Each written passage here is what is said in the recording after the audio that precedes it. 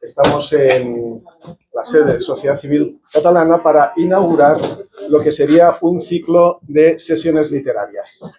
Sesiones literarias que van a empezar con la poesía como elemento y eje vertebrador de este acto. Es un acto en el que se conjugan dos situaciones. Una es la explicación y el desarrollo de la poesía a lo largo del tiempo y con la manifestación de las aportaciones que se pueden hacer por parte de los aquí presentes. Y una segunda parte que también queremos destacar es el agradecimiento a Norberto Fernández por la cesión de derechos de un par de poesías que nos ha entregado para Sociedad Civil Catalana y que hoy se presentará por parte del propio autor. El acto va a ser dirigido y desarrollado por Ricardo Fernández, socio de Sociedad Civil, persona comprometida con las actividades de Sociedad Civil y que nos hará la introducción, la explicación del hecho poético y la lectura de sus propios poemas, redundando, supongo, en las explicaciones que haga. En alguno de ellos.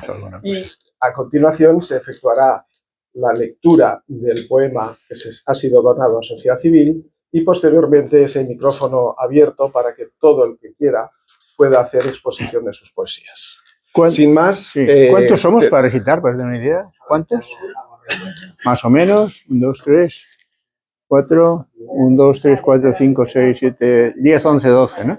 Bueno, abriremos un turno recitado de más o menos, pues, o dos poemas cortos o un poema un poquito más largo para dar juego a todo el mundo y ya lo haremos después.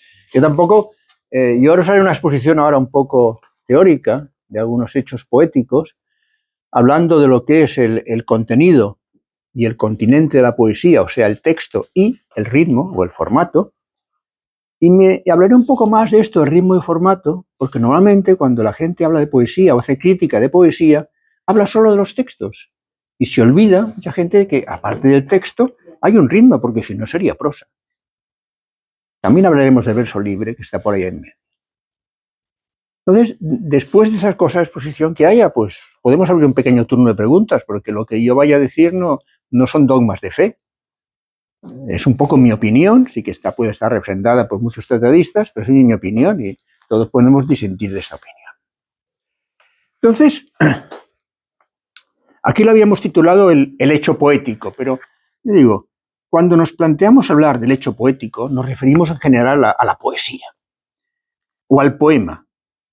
Claro, quizá cuando nos planteamos aquí, una primera cosa sería hablar de la inspiración, eso que llaman algunos, ese soplo divino o de las musas que nos cae al poeta para escribir. Pero aquí yo me acuerdo siempre de una frase atribuida a Picasso, que es aquella que él decía que en el arte hay poco de inspiración y mucho de sudoración.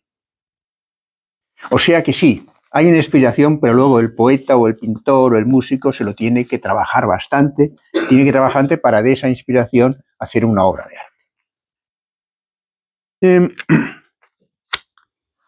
Vamos a ver, intentaré ser objetivo en ese tema, pero es muy difícil a veces ser objetivo en la poesía, porque la poesía es bastante subjetiva en muchas cosas. O sea, a mí me puede gustar un poema y a otra persona, pues no.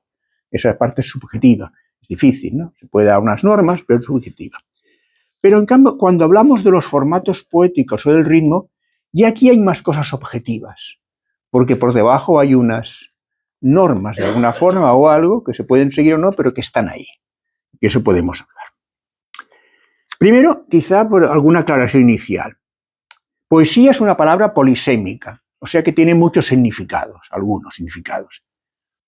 Si el significado más corriente sería este que lo asociamos poesía a poema, un poema, pero a veces, no sé, Becker va y dice poesía eres tú, o alguien puede decir este atardecer es pura poesía. O sea que aquí vamos a limitarnos al sentido de poesía como poesía escrita o editada, lo que es una obra. Pero aquí ya tendremos que distinguir en que lo es poesía, lo que es poema y lo que son los versos. Claro, si cogemos la acepción un poco de la Real Academia de Poesía, dice que que es una cualidad que suscita un sentimiento hondo de belleza, manifiesta o no por medio del lenguaje. Por eso la academia deja abierto ya que haya poesía que no pueda ser de lenguaje, puede ser una imagen poética.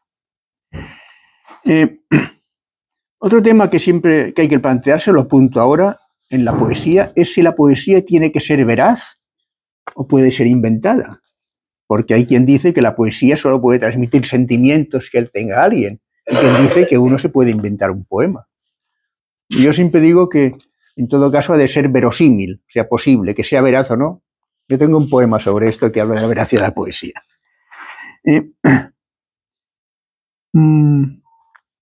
Claro. A ver, y ya que he citado lo de la palabra recitada o la poesía como palabra recitada, hay que indicar la importancia de recitar los poemas como un complemento a su lectura. La poesía nació oral y probablemente pues era cantada inicialmente en Grecia, ¿no? Y la oralidad sigue siendo un complemento casi necesario de la lectura. Y es más, hay mucha gente que dice que un buen recitado es la prueba del algodón y si un poema es bueno. El papel lo aguanta todo, el recitado ya no tanto. Luego recitaremos aquí, o sea que esto es haremos más. Entonces, cuando hablamos así de poesía en general, voy a decir que poesía también es un género literario, la palabra poesía. Porque, ¿qué es un género? Pues los géneros clasifican las obras literarias según sea su estructura, contenido y propósito. Y podemos decir que los géneros principales pueden ser el narrativo, que relata historias como la novela, el cuento, la fábula, la leyenda, el dramático, que está hecho para ser recitado en teatro, con unas intervenciones con diálogos entre personajes, sin un narrador, sin los personajes hablan, el didáctico, los libros de texto, los ensayos, y el lírico.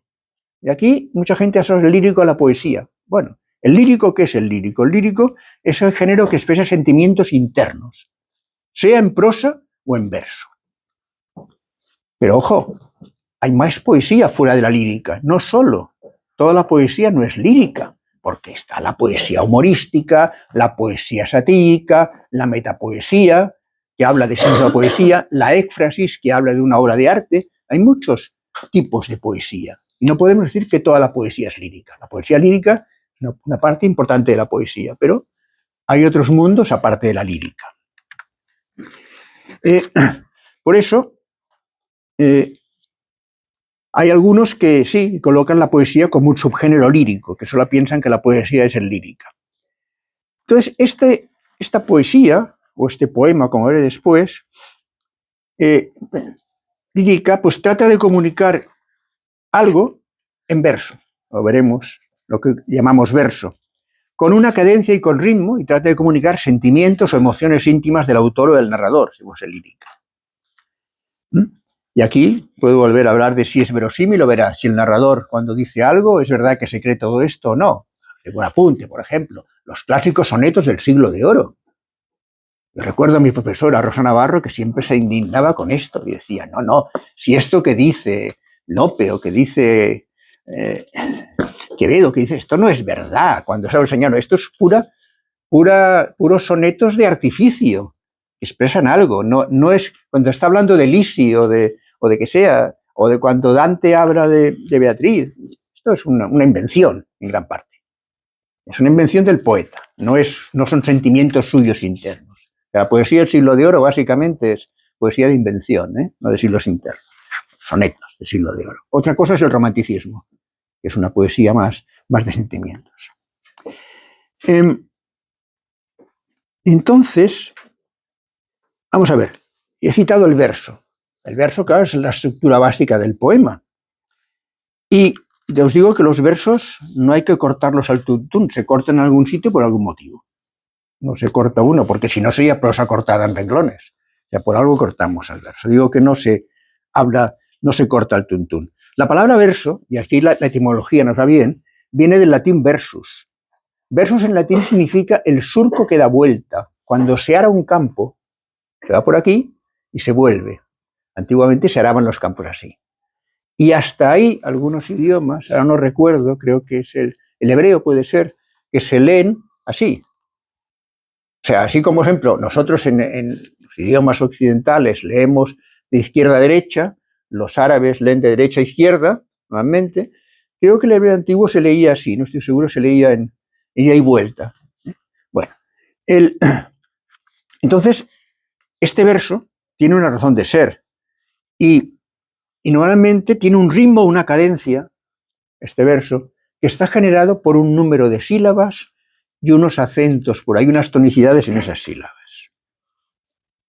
Y luego, este verso, pues puede tener una rima o no tenerlo. Puedes, aquí has puesto un poco, ¿no? O sea, si hablamos de versos puede haber dos tipos. Puede haber verso con ritmo o verso libre, que en teoría no tiene ritmo. Luego podemos hablar algo más de esto. Si el verso tiene ritmo, puede tener rima o puede no tener rima, entonces sería verso blanco.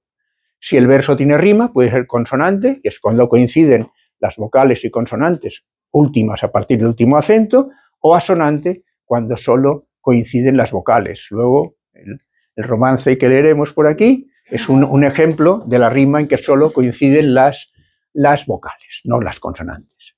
Y si hablamos del verso sin rima, el blanco, pero rítmico, con ritmo, porque no hay que confundir el verso blanco con el verso libre, que es uno de los primeros errores generales que hay. Una cosa es el verso libre, que va sin ritmo, o con un ritmo de imágenes, y otra cosa es el verso blanco, que no tiene rima, pero tiene un ritmo por dentro. Y entonces el verso blanco puede ser isométrico, y quiere decir que todos son igualitos de largos, equisílabas, endecasílabos, o el verso polimétrico, que mezclan distintas longitudes, pero que mantiene el ritmo.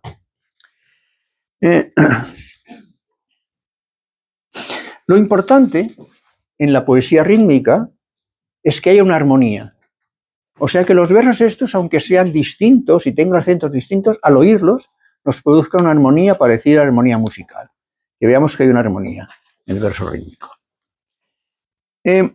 O sea, los versos han de ser armónicos con los otros del poema, con los otros versos, para que sea un verso métrico. Y entonces, al final de otro tema que es un poco polémico, y tomar nota porque luego espero alguna pregunta polémica. Otro tema es que hay quien defiende que al final de todo el verso, al leerlo, como os digo que el verso ha de ser oral básicamente, al leer cada verso tiene que haber una pequeña parada al final de cada verso, lo que se llama la parada versal al final del verso, y quien lo quiere recitar de continuo. En general, si se opina en general de que tiene que haber una cierta parada al final de un verso. Una cierta parada, el que recita tiene una cierta parada más o menos larga, pero es de cada verso, porque eso es el verso. El verso está pensado porque hay una cierta parada. Si yo recito a continuación, ¿por qué lo he cortado allí? Ahora, esta parada puede ser más corta o más larga, ya depende. Hay una cosa que no quiero entrar porque sería complicarnos bastante, que se llama el encabalgamiento, que es cuando se encabalga, porque en principio los versos son unidades sintácticas, más o menos, o sea, como frases, ¿no? Son unidades sintácticas, pero a veces algunos poetas lo encabalgan, o sea, ponen el nombre y el adjetivo, por decir algo, y el nombre queda en un verso y el adjetivo en otro. Eso es un encabalgamiento. Eso tiene ventajas e inconvenientes. Eso hace a veces de que el verso no sea tan cuadradote, pero hay que saberlo administrar cuando se recita. Y algunos encabalgamientos son muy difíciles. Una primera pista de aquí es que en los poemas con rima es más fácil poder hacer encabalgamientos que sin rima. Porque la rima da un cierto sostén, aunque la sintaxis se rompa por ahí entre versos. Os lo dejo para alguna pregunta si queréis. Pero también, yo os hablo de todo esto, pero también hay verso libre. Digamos que el verso libre, a pesar de eso que he dicho yo antes a alguien aquí, que dijo Gabriel Ferratera, el gran poeta, que el verso deja de ser libre en cuanto es verso, y él era bastante verso librista, Ferratera a veces, pero bueno. Pero también hay lo que se llama verso libre, existe el verso libre. Pero claro, para ser verso tiene que sustentarse en algo, porque si no sería prosa poética. Si el verso es libre, ¿por qué lo cortamos en algunos sitios? ¿Por qué no lo escribimos todo a continuación y hacemos un relato corto, largo, muy lírico? Porque aquí hay una primera cosa que os adelanto. El verso libre para mí, tiene que ser lírico. Tiene algo, tiene un sentimiento, unas imágenes poéticas. Yo no me imagino un verso humorístico, o sea, un poema humorístico en verso libre, no. No tiene sentido. Entonces sería pues un artículo que has hecho en plan satírico sobre el gobierno de X, ¿no? O sobre lo que sea. Pero si tú escribes un libro de sátiras, yo tengo un libro de sátiras, es un libro de sátiras políticas.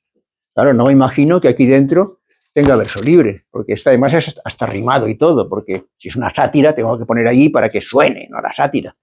Claro, en lo que es la poesía o en la metapoesía, la poesía creada de poesía o la poesía más didáctica o así, no me imagino un verso libre, la poesía más épica. Es difícil imaginar. En cambio, la poesía lírica sí. ¿Por qué? Porque en la poesía lírica sustituimos esas cosas de ritmo métrico por una fuerte imagen poética de un sentimiento. Entonces ahí se sostiene por ese sentimiento. Ahora, obviamente, ese verso libre también tiene que cortarse en un sitio por algún motivo. Yo he visto versos libres que acaban en un artículo, un verso. No puede ser. Un verso no puede acabar en un artículo y que el nombre esté después, en el siguiente verso. Eso no tiene sentido. Es que, ¿por qué he cortado en un artículo? En un pronombre todavía, porque un pronombre tiene fuerza. Podría cortar tú al final, pero no puedo decir, no sé qué, tú, casa, en el siguiente verso. No, eso no. Yo puedo decir, oye, solo pienso en ti, ¿vale? O había un poema de ayer que leí Salvador que acababa en tú, él hablaba de Dios, se ponía un tú con mayúsculas, tú, ¿vale? Entonces sí. Pero claro, decir tu casa, tú no sé qué, tu casa, pues no tiene mucho sentido, porque el verso tiene que tener un sentido, tiene que partir las cosas y facilitar un poco la lectura. Por eso os digo que si un texto es un texto todo seguido, no hablamos de verso, sino de prosa, pues puede ser un texto lírico y poético, lo que llamamos prosa poética. Y hay muchos libros de poesía que son textos en prosa. Pues hay buenos poetas, no sé, Eduardo Moga escribe mucho, por ejemplo, que es uno de los buenos poetas que tenemos por aquí en Cataluña, y tal, pues él escribe mucho en prosa poética. Bueno, entonces, ya os he dicho que tenemos la poesía como poesía lírica, pero yo prefiero, cuando hablo de estos temas, prefiero hablar de poemas, más que de poesía, porque el poema sí que está claro que el poema es un texto escrito, realmente, un texto poético escrito.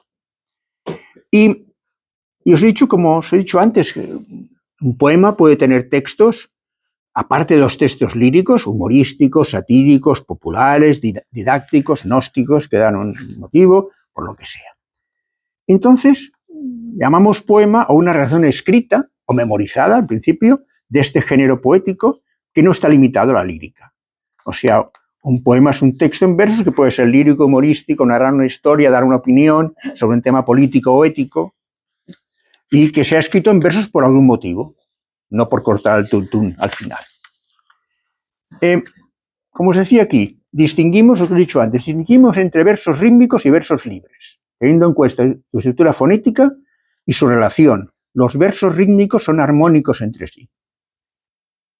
Los versos rítmicos tienen una estructura, ahora espera un poco de rollo teórico, pero creo que es bueno, al menos en la estructura, determinada por un número de sílabas. En principio, lo que marca el ritmo son las sílabas. Y cuidado que no son las sílabas siempre ortográficas, son las sílabas fonéticas. Porque en poesía, por ejemplo, pues cuando estamos uniendo una palabra que acaba en vocal y otra que empieza en vocal, se juntan las sílabas, lo que llamamos una sinalefa, en general. Hay alguna excepción, pero no vamos a entrar en todo esto. O sea, normalmente, pues cuando hay dos palabras y uno es un artículo y un nombre que empieza por vocal, se juntan siempre y se pronuncian unidas, y es una sola sílaba. O sea, siempre son sílabas fonéticas. Y luego lo otro que marca son las sílabas y dónde están las tonicidades. No las tildes de acento, sino dónde ponemos nosotros fuerza en la tonicidad. Esas dos cosas marcan el ritmo. Marcan el ritmo y hacen una cadencia. Si estos versos rítmicos pueden llevar al final, pueden ser, como he dicho aquí, isométricos, que son todos igualitos en decasílabos, un poema en decasílabos, o polimétricos, que mezclan distintas longitudes. Ya luego os diré un poco más cuál es el truco para que sean polimétricos. Los isométricos son los primeros, más normales, pues un romance, un soneto de decasílabos, un romance de octosílabos, y pueden llevar o no llevar rima al final. Si llevan rima, son estos, y si no llevan rima, son los blancos. Claro, los que llevan rima, pues dentro de la rima se distingue lo que es rima consonante, o sea que os lo he dicho antes, que coincide desde el último acento todo, vocales y consonantes, o los asonantes, que solo coincide las vocales. Y hay muchas posibilidades, o sea, claro, estas rimas tienen que tener una relación entre sí, pues a veces si son dos seguidas se llama un pareado, puede ser rimas abrazadas, que es el primero con el cuarto, el segundo con el tercero, bueno, muy estructuras de rima, hay muchas estructuras distintas que hace que estas rimas se vayan repitiendo. El origen un poco de la rima y todo, esto en la poesía antigua es para recordarlo. Pero claro, los juglares que recitaban por las calles, los romances de ciego y tal, era más fácil recordar un poema si había rimas, porque la rima les hacía recordar mejor la estructura del poema. Si en el método de los versos, esto ya es más técnico, pero es interesante saberlo, el método de los versos lo marca el número de sílabas, como os he dicho, sílabas fonéticas. Cuando leemos un verso, distinguimos lo que son los versos llamados simples, que se recita todo el verso continuo, o los compuestos, que son como dos trozos. Eso se llama técnicamente hemistiquios, que es una pequeña parada. A ver, hay muchos versos que todos conocéis, se llaman alejandrinos, que hay muchos poemas alejandrinos que son versos de 7 más 7. Quiere decir que cuando se recitan, hay un primer trozo de 7 sílabas, es una pequeña parada y luego otras 7. De eso hay muchísimos versos en alejandrinos, porque además es uno de los versos más fáciles de escribir el alejandrino. Y porque esos hay muchos. Entonces, en cambio, los versos compuestos son estos, que son en dos partes. Los simples se recitan seguidos y los compuestos se paran un poquito por en medio. Los simples suelen tener bueno, 2 sílabas sería muy corto, de 3 a 11 sílabas sería lo normal. O sea, versos cortitos de 3 sílabas, de 4, de 5 y hay más, de 7, 6, 7, 8 sílabas. De 9, hay algunos, muchos, pero no se practican mucho. Y luego los clásicos en decasílabos. Hasta ahí esos son versos que se recitan de seguido, que se dicen de corrido. También hay algunos de 13, que es más complicado, se pueden recitar de corrido. Y los otros, y luego también están los versos compuestos. Yo digo, el clásico es el alejandrino de 7 más 7. Hay otros versos como de 5 más 7, que no son decasílabos. Machado, por ejemplo, Antonio Machado y su hermano Manuel, tienen bastantes versos de 5 más 7, que la gente confunde con endecasílabos y no, son versos de 5 más 7. Y se mezclan con endecasílabos porque suenan igual. Pero no son iguales, suenan muy parecido. El célebre soneto de Machado a un olmo seco, que debéis conocer muchos, es un soneto de endecasílabos que mezcla dodecasílabos por en medio. Y suena muy bien. O sea, no es hay gente que dice un soneto de endecasílabos, no. No todos los versos de olmo seco son endecasílabos, porque es imposible que lo sean. Entonces se romperían. Algunos son de 7 más 5. Bueno, esto es así. Otra cosa que os quiero decir de esto, para daros algún consejo si queréis empezar a escribir. Lo más fácil es empezar a escribir versos de hasta 8 sílabas. Cuando pasamos de 8, se complican un poco las cosas. Si hablamos no de verso libre, sino de poesía con un poco de ritmo. Sí, ¿por qué? Porque el verso de hasta 8 sílabas lo aguanta todo. Puedo poner los acentos donde me dé la gana, siempre sonará bien. Cuando un verso tiene ya 9 sílabas, 9 están un poco en la frontera o así, hay que ponerlos en algunos sitios y no se pueden mezclar unos con otros. Por ejemplo, uno de los clásicos errores de todos nosotros cuando hemos empezado a escribir sonetos y endecasílabos es mezclar lo que se llaman versos binarios con ternarios. O sea, versos que tienen en decasílabo normal, tiene acentos en las sílabas pares, por decir algo, ¿no? En el 4, 6, 8, en normal. Y hay otros que se llaman dactílicos, que tienen acentos en 7, en 4 y 7. Tienen un acento. Esos unos con los otros juntos no suenan bien. Y es un error que todos hemos hecho, yo también al principio, hasta que no me di cuenta. Entonces, no hay que mezclarlos, porque si los mezclas pierden un poco el sonido. Luego os podría hablar de uno que los mezcla, pero es muy complicado. A lo mejor después os explico. O sea que eso es un consejo, escribir versos. Si os queda corto las 8 sílabas, porque llegar al endecasílabo hay que practicar un poquito, que es un verso muy, muy bonito, pero difícil el endecasílabo. Si queréis escribir con versos más largos, los alejandrinos, estos de 7 más 7, porque como realmente son 7 más 7, también vale todo. Se puede poner los acentos donde queramos para que sean armónicos. Vale. Entonces, por ejemplo, aquí, en los polimétricos, que son blancos y intersílabas, ¿qué es lo normal? El verso polimétrico es el verso más usual en este momento entre los poetas rítmicos, que luego os diré que son muchos más de los que parece al principio, porque el versolibrismo es pequeño todavía, aunque no lo parezca. El verso polimétrico, o sea, yo te lo comentaba a ti antes, presenté hace 15 días a Antonio Praena, para mí uno de los mejores poetas que hay en España en este momento, de la generación de los 50 años, es un maestro del verso blanco polimétrico, un maestro. Son versos maravillosos y te suenan muy bien, y cuando los analizas ves que todo está ahí. No todos son iguales de largos. Combina versos de 5, de 7, de 9, de 11, alejandrinos, etc. Toda esa combinación y suena muy bien. Si hubiese metido por en medio un verso de 8 o un verso de 10, no sonaría bien. O sea, la estructura que se llama de impares, eso es la estructura más corriente. García Montero es un polimétrico, por ejemplo. ¿Quién quieres? Brines. También Brines hacía más verso isométrico, pero también tiene polimétricos. O sea, todos los grandes poetas de estos usan, sobre todo si no son poetas de rima, usan el polimétrico. Muchos. Bueno, pero a ver, ¿y el verso libre? ¿Dónde está el verso libre? Pues claro, también existe. Hay mucho verso libre. Vamos a ver. No hay tanto como parece, digo, al principio. Porque muchos versos libres realmente son versos blancos, tienen ritmo. Y entonces, ¿cómo podemos saber? Se han hecho 2 estudios importantes sobre esto, que lo hicieron Juan Frau y María Victoria, otro se llamaba María Victoria Utrera y Juan Brau. Son 2 profesores de métrica de Sevilla, de la Universidad de Sevilla, que es la mejor universidad española en temas de poesía, porque, por ejemplo, la Universidad de Barcelona es muy mala en temas poéticos. No sé por qué he estudiado allá, he hecho la carrera allí y la conozco. En temas poéticos no, al menos en temas de... Pero en Sevilla publican una revista que si os interesa, que es libre, además se llama Rítmica, la podéis buscar en internet, que es la única revista poética de poesía rítmica que hay en España buena. La publican una al año así, pero hay artículos muy buenos.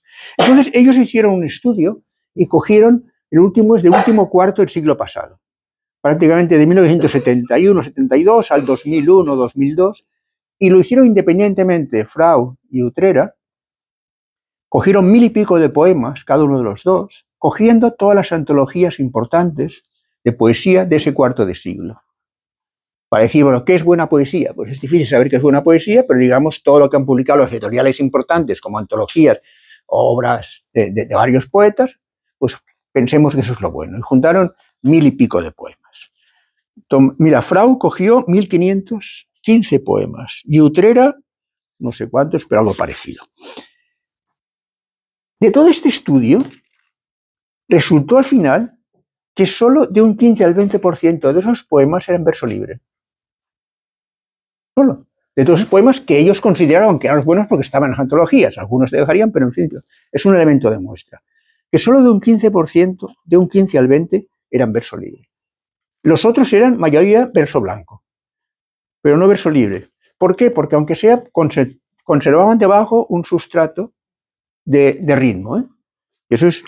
Entonces, mira, es una pena. Yo que he querido traer alguna vez a Juan Frau a Barcelona para dar una charla con él, pero no he podido, pero sí que he hablado con él. Por lo menos me ha enviado mails y si puedo, cuando pueda, lo traeré a Barcelona porque es un tema muy interesante, porque él estudió esto, me lo explica más en detalle cómo llegó a esta conclusión. Fijaros que aquí él decía, Frau decía que el 12% de todos los poemas estudiados eran con rima y el 74% eran blancos. Y solamente el 14% los consideraba verso libre. De todos y se quiso. Y Utrera llegó a conclusiones parecidas, un poco mayores. Utrera decía que el 20% era verso libre, pero más o menos son cantidades parecidas. Ahora, es verdad que ahora en el siglo XXI puede haber aumentado la cantidad de verso libre, puede haber más verso libre que antes. Pero claro, si antes era el 20, pues ahora será... Y una cantidad bastante, pero aún sigue manteniéndose mucho verso con ritmo debajo. Aunque sea, yo, a ver, cuando yo defiendo la estructura, defiendo la necesidad de estudiar métrica para escribir poesía, claro, lo hago, pues no sé, tirándome pues, las cosas a mi costal, porque yo he escrito un libro de métrica, un tratado de métrica. Sí, pero quizá lo escribí porque considero que en el momento pues, lo que había ya faltaba uno general y lo escribí. Pero hay una cosa que sí que es verdad y ahora os pondré algún ejemplo. Vamos a ver. Yo digo una frase, para saltarse las normas hay que conocerlas antes, porque si no el salto es al vacío. Una vez yo me sé las normas, las sé, pues me las puedo saltar, porque las conozco. Pero es peligroso saltarse las normas sin conocerlas. Por ejemplo, veamos unos paralelismos. La poesía es un arte que se parece a otras artes. Por ejemplo, la poesía se parece mucho a la pintura. A la pintura es una de las relaciones, y esto no lo digo yo, en el siglo V a.C., ya Simónides de Ceo dijo, la poesía es pintura que habla, y la pintura, poesía muda. Y Horacio, en su Ars Poetica, ya sentenció ut pintura poesis. Como la pintura, así es la poesía. Bueno, pues hablemos de la pintura. Además otra cosa, hay un género poético que se llama la éfrasis, que se dedica, y tengo un libro de éfrasis, que se dedica a hacer poesía sobre obras de arte, sobre pintura, básicamente, hacer poesía que habla de pinturas. Manuel Machado tiene cosas muy buenas. Si os gusta esto, Manuel Machado tiene poemas muy buenos sobre pintura, de Museo del Prado sobre todo. Y, pues por ejemplo, a ver, los pintores. Pues la mayoría de los pintores empiezan con una época de escuela, casi todos. Tienen una época de escuela y después, una vez han aprendido la perspectiva, los colores, el diseño y tal, cada uno evoluciona y puedes acabar pues haciendo abstracción o haciendo impresionismo o haciendo puntillismo, lo que quieras. Pero esa época de escuela está ahí. No sé, hasta Miró. Gente decía, Miró pinta como un niño. No, Miró pinta como Miró. Entonces, yo por ejemplo estuve una vez en una exposición muy bonita de Miró, que hubo hace muchos años, que explicaba cómo hacía un cuadro Miró, cómo empezaba recortando figuras de los periódicos y haciendo una imagen en un papel con cosas, con dibujos. Y a partir de ahí empezaba la abstracción. Esas figuras, hay un cuadro que dice campesino catalán fumando en pipa. Inicialmente es un campesino catalán, barretina, fumando en pipa, y al final esto ha ido cambiando, pero hay un inicio figurativo y después llega hasta ahí. Luego, por ejemplo, bueno, sí, pero me diréis, sí, pero hay pintores naif. Sí, los hay, es verdad. Hay gente que llega a la pintura sin ninguna preparación, y es naif o lo que sea, y bueno, no sé, pues la chunga decía cuadros bonitos, no sé, o quién, o Lola Flores no sé si hacía quizás. Bueno, sí, pero suele ser gente que tiene un límite determinado. Llegan hasta un punto y tienen intuición y dibujan, pero normalmente no llegan mucho más allá, normalmente. Pero quizá podemos pasar a otra cosa, por ejemplo, con la música. Con la música puede pasar lo mismo. Normalmente sí hay gente que toca de oído, pone un piano y toca de oído. Y de vez en cuando surge un Mozart, una vez cada siglo, que a los 5 años compone sinfonías, ¿vale? Es verdad. Pero también es verdad que a veces los músicos, si no tienen unos estudios, pues se encuentran un poco limitados. A ver, ¿quién hace una sinfonía? No sé, puede tocar de oído, quedarse una melodía, pero después hay que juntar unos instrumentos, hay que unirlo todo, y eso necesita un estudio. Por eso es lo mismo. Gente puede tocar de oído, pero normalmente la gente tiene unos conocimientos previos. O por ejemplo en el baile es otra cosa. A ver, la gente que baila moderno, contemporáneo o baila flamenco, están muchas horas en una academia de baile para llegar ahí. Claro, y ya sé que Carmen Amaya o La Chunga no pasaron por academias de baile, ¿verdad? Pero ahora, la gente que los veis ahí en flamenco o en contemporáneo, todos han pasado por la escuela.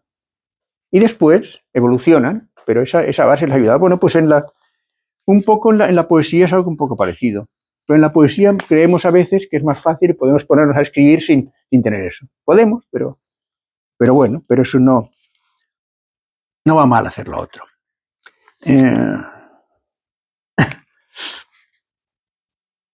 Pues esto, claro, podemos escribir como nosotros sentimos y todo, y está bien, pero nunca va mal tener un poco de de conocimiento para saltárnoslo. Porque si un poema no tiene ritmo, pues a veces cuando se recita, pues se nota. Y ahora, yo tampoco quiero poner la métrica por delante, ¿no? La métrica está detrás, ¿eh? A ver. ¿Para qué nos sirve la métrica o esos estudios? Pues cuando nosotros podemos escribir por intuición, por lo que sea, escribimos algo, pero lo que yo aconsejo es que escribimos una cosa y cuando yo lo estoy recitando para mí mismo, eso que he escrito, y veo que no me suena bien, y quiero saber por qué no me suena bien, entonces la métrica me da la explicación de por qué no me suena bien. Pero no se tiene que poner el carro delante del caballo. Lo importante es el caballo, el que tira, o sea, la inspiración, el poema. Pero cuando se nos atasca este carro, vamos al carro a ver qué problema ha habido en la rueda y es atascado. O sea, la métrica nos explica por qué eso que hemos escrito no nos suena bien. Es un poco la... Y entonces, y nos permite además corregirlo. Claro, no por estudiar métrica uno va a hacer buenos poemas, ni mucho menos, ¿eh? Pero métrica le puede ayudar para los poemas que él hace, mejorarlos después. Para buscar esa armonía. Hay otra cosa, hay otro dicho poético que los poéticos un poco, los poetas pues muchos conocen, que se dice que quien no ha escrito un buen soneto, aunque lo tenga guardado en el cajón, no puede escribir un buen poema libre, en verso libre. Se dice, eso hay muchas... El otro día hicimos un acto de sonetos, hace 15 días, que la gente recitó sonetos y un poco estuvimos hablando sobre esto antes. Bueno, no va mal hacer un soneto, tenerlo ahí guardado en el cajón si quieres, ¿eh? No va mal.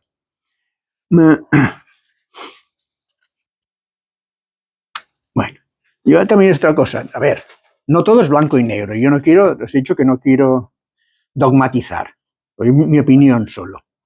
Y luego además no todo es blanco y negro porque hay unas tierras de frontera, hay zonas que están entre una que otra, hay zonas grises entre la métrica y la no métrica. Pero, y por suerte la poesía no es una ciencia exacta, no es exacta, quiere decir que en poesía 2 y 2 no siempre suman 4, pueden sumar 5, lo que no suman es 25. O sea, en poesía 2 y 2 son 5, quiere decir que no todo porque hay otra cosa que no os he dicho que es muy importante, que es en el recitado. ¿Qué pasa? Que, a ver, ¿por qué los cantantes pueden cantar cosas? Esta mañana estaba leyendo un texto de Rosalía, del último disco, de un disco que se llama La Perla. Si tú lo lees, eso no tiene estructura. Si lo cantas, sí. ¿Por qué? Porque, a ver, el que recita tiene unas armas y el buen recitador puede estirar más una sílaba a otra y hacer armónico algo que no lo es, el buen recitador. Pero el cantante tiene más armas, muchas más. El cantante estira las sílabas como quiera. Y el cantante hace un texto que tiene un ritmo regular, lo hace armónico. Eso es una ventaja del cantante, que no tenemos los poetas. Los buenos recitadores lo hacen un poquito, ¿eh? Pero digo que el cantante tiene esto, puede coger un texto que aparentemente esto no tiene ritmo y al cantarlo estirando una cosa u otra, pues lo hace que tenga ritmo.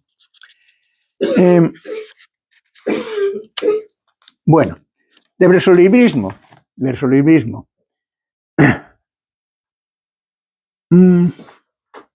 Bueno, decimos que el versolibrismo es aquello de que cuando los cortes versales, los ritmos, no cumplen esas condiciones métricas, sino que hace lo que quiere, un poco, y se sostiene en unas imágenes. A ver, ¿en qué se sostiene? Pues, como no tenemos ritmo acentual y métrico, esta armonía versal, el versolibrismo se sustituye por imágenes líricas de profundos sentimientos. Aquí ya estamos en un tema mucho más subjetivo, cada uno tiene su opinión de esto. Porque claro, así como la fonética es una cosa más objetiva, aquí ya son sentimientos, son más subjetivos. Por eso, como os dije al principio, no tiene sentido hacer poemas en verso libre de temas satíricos, humorísticos, didácticos o metapoéticos. No, porque esos no tienen imágenes y no se sostiene. Te digo, no voy a hacer yo un epigrama aquí en verso libre. Ahora, una cosa muy importante cuando se hace verso libre es ¿por qué cortamos los versos en un sitio o en otro? A ver. En principio, Parecería que cuando hacemos verso libre deberíamos cortar los versos en un sitio donde hay una parada fónica, o sea, al final de una frase. Deberían cortarse los versos al final de una frase un poco, los versos libres, porque ya que no tienen ese sostén fonético así de acentos, pues tienen el sostén de la sintaxis, bum, bum, frases.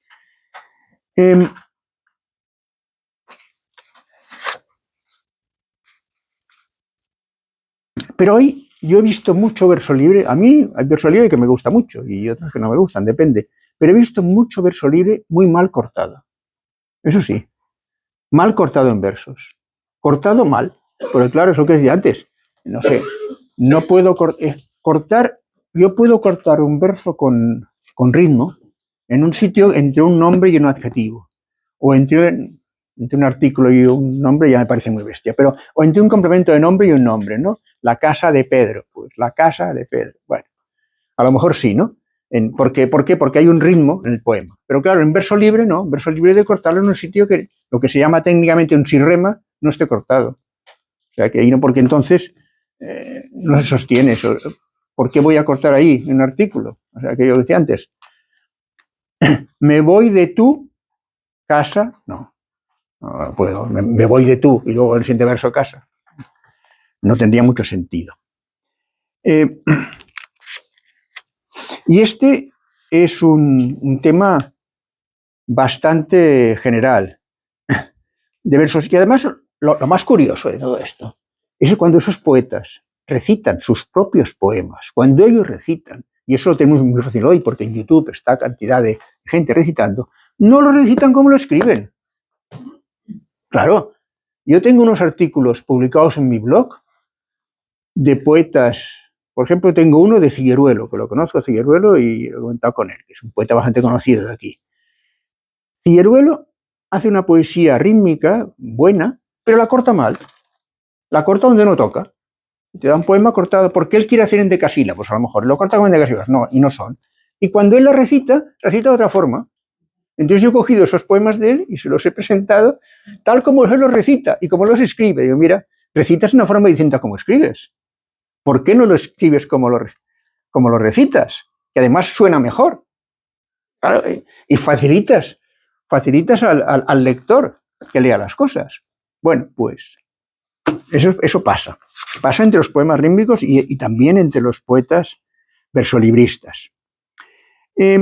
Bueno, entonces esto no sé, si me tienen alguna pregunta yo os diré lo que pienso. Bueno, aceptamos el verso libre como es, el verso libre como tal, pero la libertad no quiere decir libertinaje, la libertad.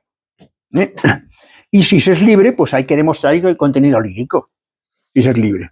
Y hacer unos cortes versales justificados. Luego también hay una cosa, que esto ya lo dejo a vuestra opinión. Hay quien dice que el verso libre ha de ser libre de verdad. Y yo estoy bastante de acuerdo en esto. Si es libre, es libre.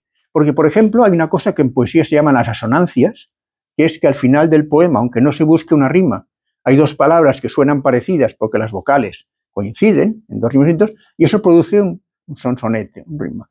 Pues hay mucho verso libre con exceso de asonancias. Y eso hace que aparentemente quiere ser libre, pero cuando lo leen suena una asonancia, suena unos finales iguales, y como los versos no tienen unas métricas armónicas, distorsiona un poco, lo que llamamos sonsonetes. Eso pasa bastante a veces, ¿no? Si es alguna asonancia perdida no pasa nada, pero hay muchos, a veces hay poemas que suenan, ya no es libre, eso es como una mezcla. Y luego también otra cosa que ya también pasa, que un poeta hace un poema rítmico, todo así, y de repente mete por dentro 2 o 3 versos que tienen una rítmica distinta, o sea, entonces sí que eso no. Claro, cuando ya has cogido una estructura y hay algún verso de otra instancia, pues no suena muy bien. Bueno, yo me gustaría que me hicieses alguna pregunta, si no, pero bueno, os diré alguna cosa más, si veis. Claro, el soneto es un ejemplo, claro, el soneto es un soneto. Entonces, si tú haces un soneto, haces un soneto. No puede tener todos en decasílabos y un verso de 10. Entonces, suena mal. O de 12, claro, pero entonces sonaría mal, pues. Antes os he hablado también de la verosimilitud o la veracidad o verosimilitud. Es un tema importante, no sé qué pensáis vosotros, pero claro, los poemas tienen que reflejar el sentimiento real del poeta o pueden ser pura invención? Y os dejo la pregunta aquí. De los encabalgamientos os he hablado antes, pero eso es un tema muy técnico. La poesía cantada, ya os lo he dicho, la poesía cantada. Ahora me acuerdo de que ayer que presenté las traducciones de Enrique Badosa se negaba a que un cantautor cantase sus poemas, porque él decía, la poesía es la poesía, no se puede mezclar. Bueno, hay grandes cantautores que han cantado muy bien la poesía y la han mejorado. Muchos, todos conocéis muchos, pero yo os diré uno que quizá no conozcáis, que para mí es el mejor cantante actual de poesía, Loquillo, el mejor. Os recomiendo que escuchéis los discos de poesía de Loquillo, son perfectos. Él tiene 2 o 3 discos de poesía, que hay un señor de Zaragoza que le ayudó a hacerlos, no me acuerdo el nombre ahora, perfectos. Tiene una voz maravillosa, una voz de rockero, que gana mucho la poesía, a veces con él. Bueno, los otros que conocéis todos, Paco Ibáñez, Imanol es otro gran cantante de poesía, Serrat, todos han sido Aute, han sido grandes cantautores que han realzado los poemas, ya que en esto estoy de acuerdo. Pues yo tengo muchas más cosas, podría poner algún ejemplo, pero claro, todo es lo que hay. Por ejemplo, no ejemplo, pero deciros, claro, se habla, por ejemplo, como una de las primeras obras de verso libre, el diario del poeta recién casado de Juan Ramón Jiménez. No. Hay verso libre y hay mucho verso rítmico en Juan Ramón. Porque Juan Ramón era un experto del verso rítmico, Pero el diario de poeta recién casado, que no es una obra en verso libre, hay algún poema en verso libre. Yo tengo aquí ejemplos de otros poemas que son silvas de estas de impares. Porque Juan Ramón era un maestro del ritmo y cuando quería se lo saltaba. Cuando quería. Sí, dime. Cuando hablas de verso libre, ¿qué quiere decir? ¿Que puede no tener ritmo? Bueno, a ver, el verso, si tiene ritmo, ya no es libre. Porque tiene ritmo. A ver, si tiene ritmo fonético. Sería porque entonces ya no es poesía, porque bueno, la poesía sin ritmo. Bueno. Y hay tantas hipótesis sobre de dónde nace el ritmo, ¿no? Como lo tenemos todos tenemos ese ritmo, de alguna manera, ¿no? A ver. Hipótesis de que tal vez en el latido del corazón. A ver, te voy a decir, hay 2 tipos de ritmo. Que verso libre significa que no tiene ritmo. No, pero ¿qué ritmo? Hay 2 ritmos. Hay un ritmo fónico, que es un ritmo producido por el número de sílabas, y en lugar de las sílabas donde pones la tonicidad. La cadencia. Bueno, la cadencia es el número de sílabas que hay entre cada tonicidad. Eso es la cadencia. El número de sílabas y cada tonicidad. Entonces, normalmente las cadencias más sencillas son las binarias, que se llama, es un acento cada 2 versos, cada 2 sílabas.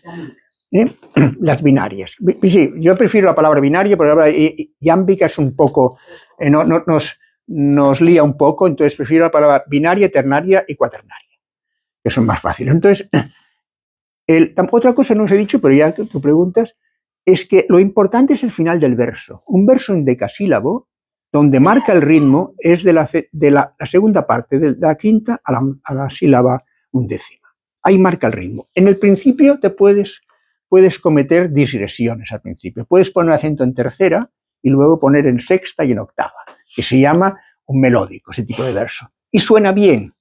Ahora, no puedes meter un acento en quinta y otro en octava, porque eso no suena. O no puedes meter un acento o si pones un acento en séptima, el otro debe estar en cuarta, si no, no suena. O sea, porque son binarias o ternarias. Y luego también hay cuaternarias, que cada 4. Esa es la cadencia.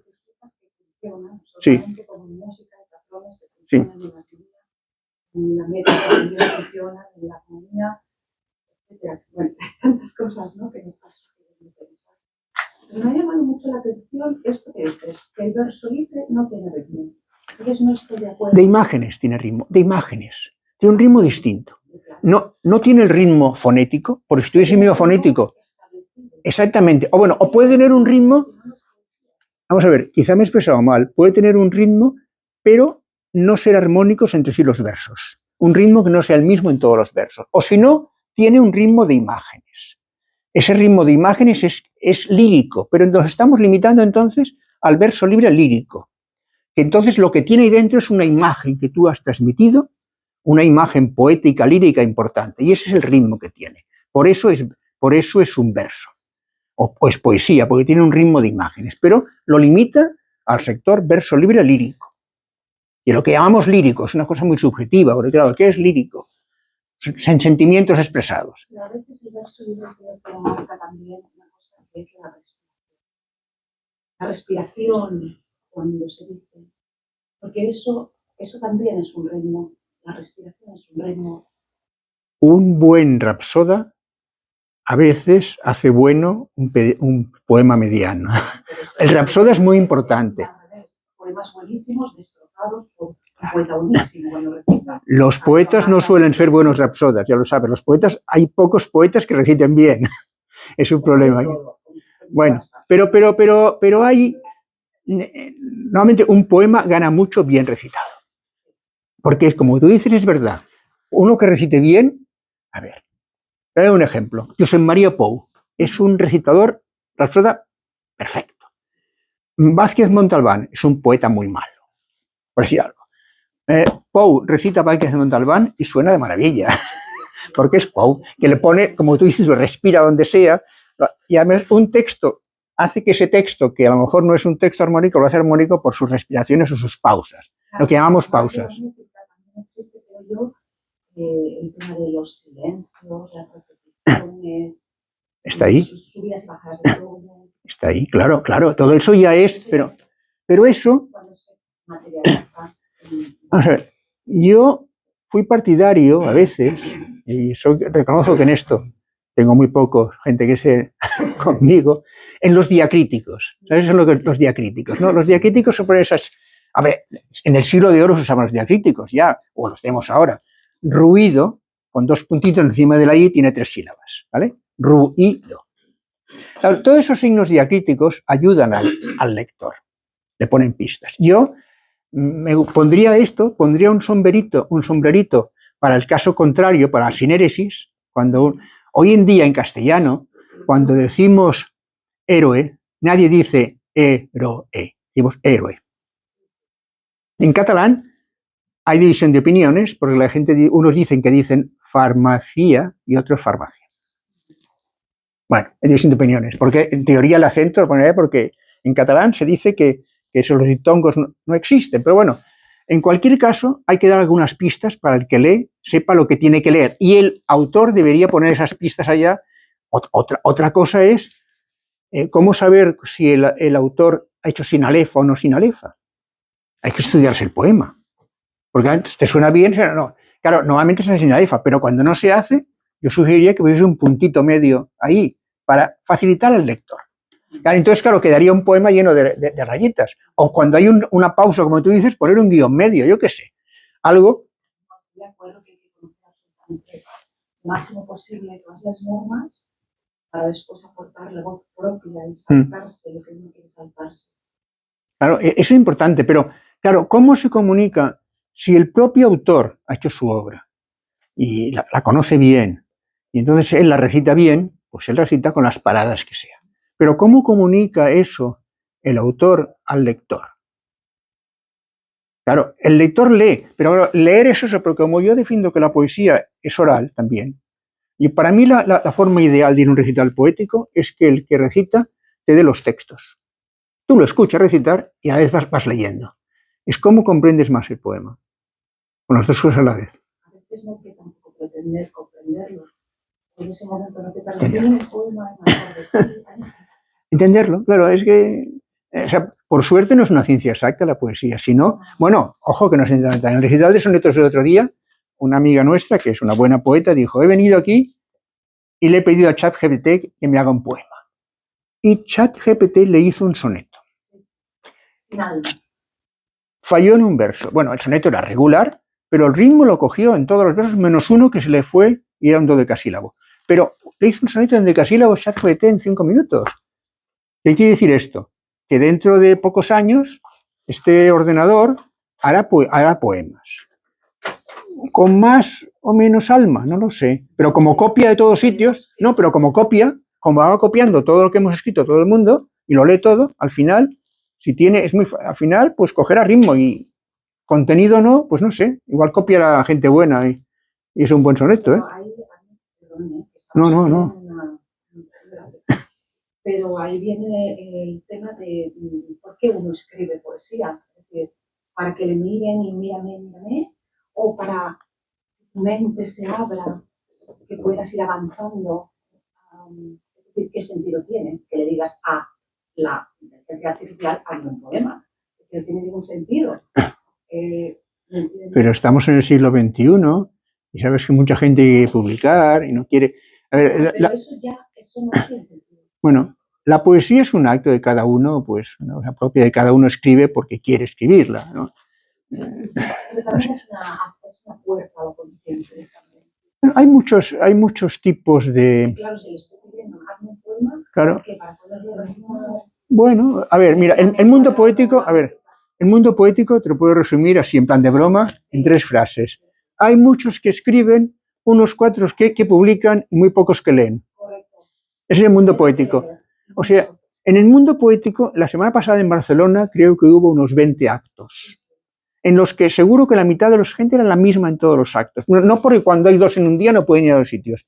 El mundo poético es eso, son los mismos, es un mundo endogámico. Básicamente, aquí por suerte no lo es, es un mundo bastante más abierto, pero en los recitales habituales es un mundo endogámico, son los mismos. Somos un grupo de 40 personas, 50. Sí. Y no se sale de esta. Y además, hemos caído, que eso ya es una opinión personal mía, un poco en un error, que es la poesía críptica. La poesía solamente para poetas, solamente para una torre de marfil, que es que no nos entienden estos. No nos entienden. Nosotros hacemos una poesía celestial y no nos entienden. Entonces se han ido recluyendo. Entonces, claro, va una persona normal allí y no entiende nada y se aburre y se va.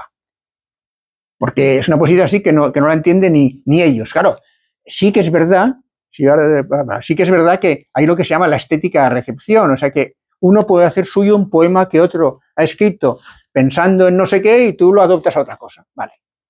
Pero bueno. Dime, tío, otra pregunta, dime. Llegar al exceso o no de la metáfora. No nos ha dicho usted nada de la metáfora. No, porque no. La importancia de un poema que está muy recargado, llega un momento en que el lector se pierde. Claro. Creo que la metáfora es muy necesaria, claro, naturalmente, pero el recargamiento de los poemas metafóricos con tanta metáfora me parece excesivo. Bueno, a ver la opinión. Bueno, a ver, por ejemplo, mira, te doy un ejemplo. Siglo de oro. Los sonetos del siglo de oro. Tú no entiendes un soneto si no sabes mitología. Es imposible. Son sonetos, la mayoría, mitológicos. Tienen un contenido mitológico. Si tú no sabes que el poeta está poniendo algo, no sé, podemos dar ejemplo, pero yo que he ido, os lo he citado antes, Rosa Navarro, sí, bueno, Polifonía de Gadea ya eso es complicadísimo. Por ejemplo, Rosa Navarro, que fue mi mejor profesora en la universidad. Rosa era maravillosa para esto. Rosa te explicaba un soneto bien explicado. Quiere decir que, y primero tiraba de mitología. Rosa tiene un libro, tiene varios libros, pero uno que os recomiendo que es sobre la mitología en los sonetos. Y te explica todo, porque claro, para entender un soneto de Quevedo, de Góngora sobre todo, o de Lope y todo, tienes que saber mitología.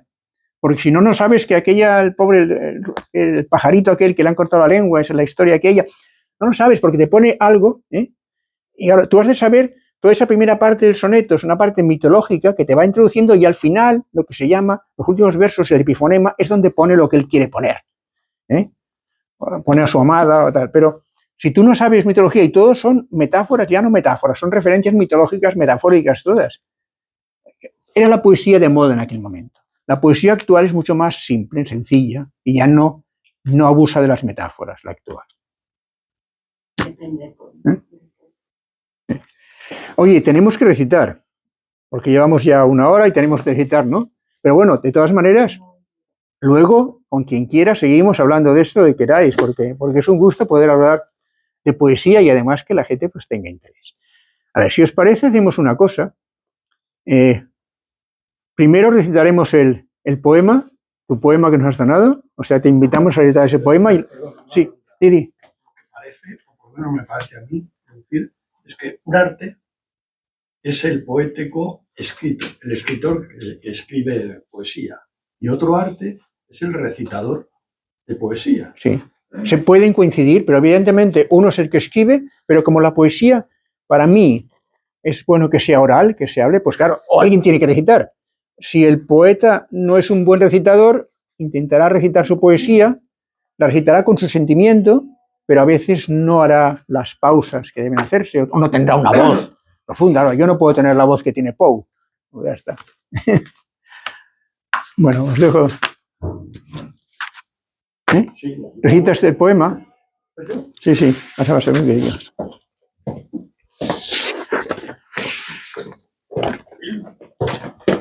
Bueno, soy primerizo doble, diría yo, porque, por un lado, creo recordar, escribo desde que era adolescente, tengo muchísimos poemas que nunca he publicado, ni me he planteado siquiera para mí, en todo caso como para la familia, pero nada más. Y decía que creo que en todos estos años que llevo escribiendo poemas, es la primera vez que he escrito uno de contenido, podríamos decir, patriótico. Se llama España. No recuerdo haber escrito nunca nada más sobre esto, por tanto, soy primerizo en este aspecto, ¿no? Siempre han sido cosas más personales, más íntimas y demás, ¿no? Y por otro lado, pues soy primerizo también en cuanto a hacer de rapsoda, ¿no? Es la primera vez que voy a recitar en público y no, ni un verso mío, ¿no? Ni de nadie. Entonces espero hacerlo lo suficientemente bien. Además, comento, este poema que he llamado España, hice dos versiones. Uno en verso libre, para mí libre, después de lo que he escuchado, pues sinceramente tengo mis dudas de si es verso libre o es verso polimétrico Podría ser o polimétrico, cualquier sí. otra cosa, no lo sé.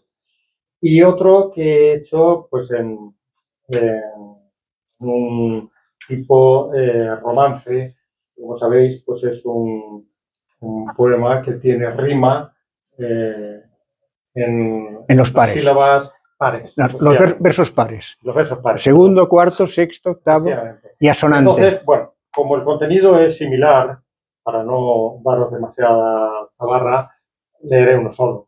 Y en este caso he pensado que pues, el que podría leer es el que tiene pues rima. Está escrito en versión tipo romance, ¿no? Porque suena un poco más musical y bueno, a mí personalmente también me gusta más. Es un poco largo. Espero no aburriros. Eres el invitado. Y bueno, a ver qué tal se me da hacer de recitador, ¿no? Pues bien, como he dicho, el título se llama España y dice así. Desde Finisterre brama, junto al Atlántico Viejo, la costa que fue frontera del mito y del mundo entero. En el cabo de Creus brilla la cuna de los luceros, donde el sol abre caminos a los sueños marineros. Desde Tarifa la espuma susurra vientos eternos, y hasta Gata, fuego y sal dibujan cielos de fuego. 4 esquinas nos sostienen, 4 pilares del suelo, una península inmensa con alma de firmamento. Y en el mar se alzan las islas, de antigua luz en su espejo, Baleares, paz brillante, donde el sol canta en silencio. Más allá nuestras Canarias, volcanes de sangre y cielo, guardianas de la distancia, puente de todos los pueblos. Ceuta y Melilla refulgen en el confín del deseo, raíces de nuestra historia que el mar abraza con celo.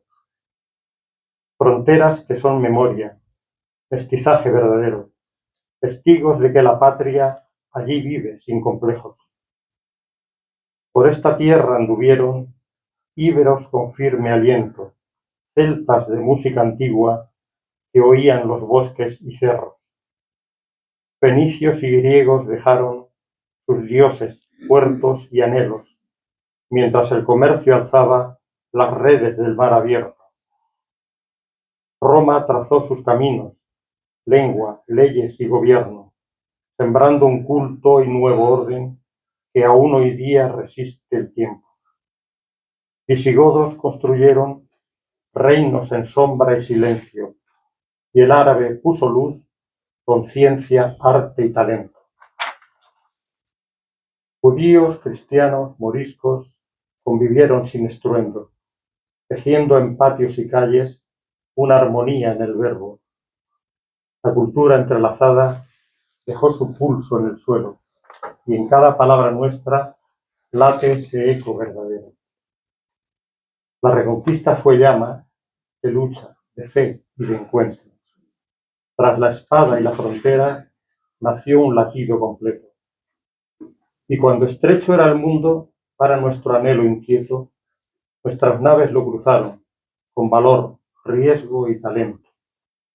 Abrieron rutas lejanas, ayudados por los vientos, mezclando razas e ideas, sembrando lengua y derecho. Hubo gloria luminosa, y hubo errores y hubo excesos, pero el rumbo de la historia cambió bajo nuestro esfuerzo. Una de místicos fuimos, guerreros, sabios y sueños, del siglo de oro sublime, que hizo del arte un imperio.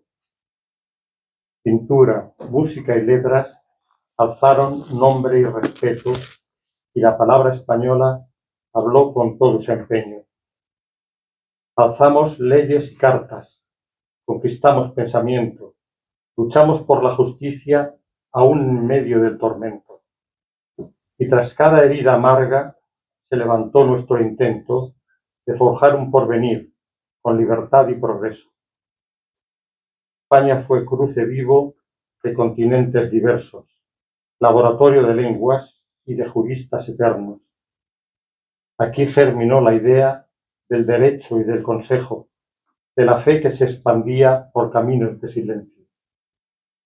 Sí, también hubo sombras, abusos, culpa y excesos, como en toda humana obra tejida de paz y riesgo.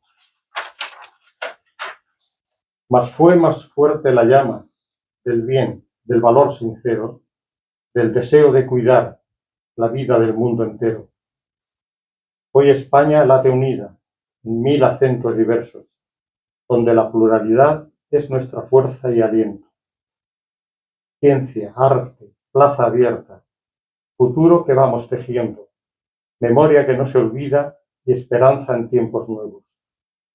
Orgullo de ser un puente entre continentes viejos, de ser vuelo y ser raíz en un mismo movimiento.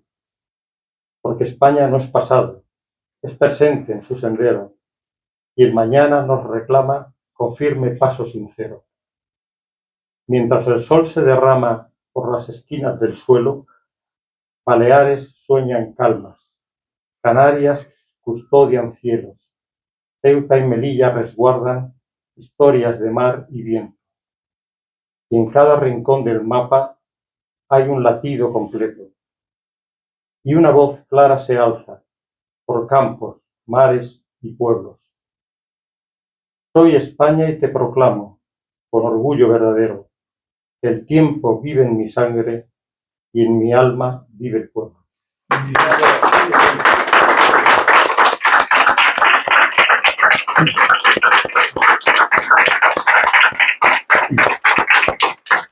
Empezamos de izquierda a derecha, va. Primera fila. Nada. Intentemos recitar, para hacer una vuelta, un poema o ¿eh? Sí. No. Un poema, o si son cortitos dos, pero para dar juego a todo el mundo, que todo el mundo pueda recitar. Después del compañero, me parece que por lo menos no estoy a su altura, porque la altura ha sido muy alta, muy bonita. Pero 1,83. Y además una historia, Solamente. una pura historia. Bueno, pues aprovechando la ocasión, para mí la poesía, aparte naturalmente de todo esto, yo la entiendo como recuerdo del pasado y presente del futuro. La poesía que se escribe es la que se recuerda, la que construye nuestro presente, esperando no se sabe bien qué futuro. Un futuro que en este siglo XXI va extendiendo sobre nosotros una sombra de incógnitas. Nuestra poesía es poesía, y nuestra en la medida en que somos nosotros mismos. ¿Hasta cuándo seremos nosotros mismos? ¿Hasta cuándo nos perteneceremos a nosotros mismos y a nuestro pasado? Las técnicas ya están recreando vida artificialmente, pero solo la vida humana, la gestada y generada humanamente por personas humanas, emana auténtica y verdadera poesía. Con poesía, el azul del cielo es más azul. Nuestras dudas se alejan, nuestros dolores se alivian, nuestro futuro se anhela. Se anhela para hacer más poesía, para tener más poesía en nuestra sangre y más fe, más amor y mejor futuro en nuestra tierra. Y con este anhelo de amor, belleza, entrega y humanidad, voy a compartir con vosotros mi poesía. Y voy a leer una poesía atendiendo al ritmo al que vamos, breve, que está publicada en el libro de poemario, que no sé si será poemas, o sé lo que será. Poemas son. Aquí está. Esta poesía fue el primer premio del segundo concurso de poesía Martí Pol del año 2001 y se titula Reflejos. Si respiro, eres mi aire. Si duermo, mi mejor sueño. Si descanso, mi respaldo. Si suspiro, mi sosiego. Si entristezco, mi alegría. Si río, tu reflejo. Si te amo, es compasión, mi cielo. Si respiras, soy tu soplo. Si duermes, también tu quimera. Si descansas, tu lecho. Si suspiras, tus recuerdos. Si entristeces, tu consuelo. Si te turbas, altar florido. Si me amas, de adoración, espejo. Mi cielo. Esto es todo.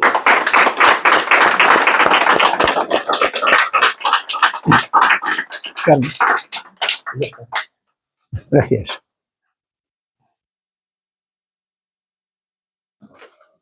No, es un solo poema, pero no se asusten, no voy a leer todo. De hecho, es un drama, aparecen muchos personajes, y bueno, he estudiado unos cuantos poemas para leerlos aquí. Un personaje dice: un día, bajo el suelo de Dios, nació lo oscuro. Los sin partes de amor, los sin memoria, lo llevó Dios al fondo de su mano y dijo que era bueno.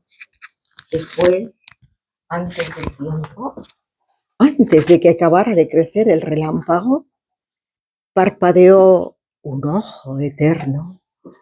La atmosférica mano trazó un signo, selló sus vastos límites y dijo: su espuma es el silencio. Solo ha de sojuzgarlo aquel cuya palabra es un acto amoroso, un movimiento en llamas. Lo he clausurado, he guardado su cifra bajo losas de fuego. Ay, de aquel que lo abra sin su aliento, no es la medida exacta de las cosas. Ay, de aquel que lo abra si no es el implacable, el fuerte, el señalado. Fácil es el acceso a la morada, pero salir de la luciente casa es tanto como hallarme a mí, que a muchos años de la frente me encuentro cuando estoy en mi espalda. Ay, de aquel que vague por mi mano sin hallar la salida. Más le valdría no hallar calor, ni salto, ni paz de nacimiento. Me llamará y no he de responderle. Querrá buscarse en mí y no habrá de encontrarme. Ay, de aquel que penetre lo sellado y no halle jamás la tenebrosa puerta. Su figura será soplo desordenado, desorbitada carne dividida. Bendito el combatiente, irguiéndose en su fuerza dolorosa. Bendito el penetrante, cuya fuerza es el día, cuya ciencia es la ciencia de la rosa.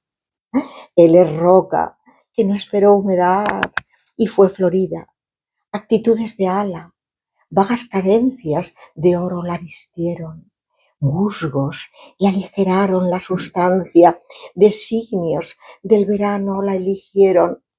Después de penetrar y combatir, solo él hallará la salida.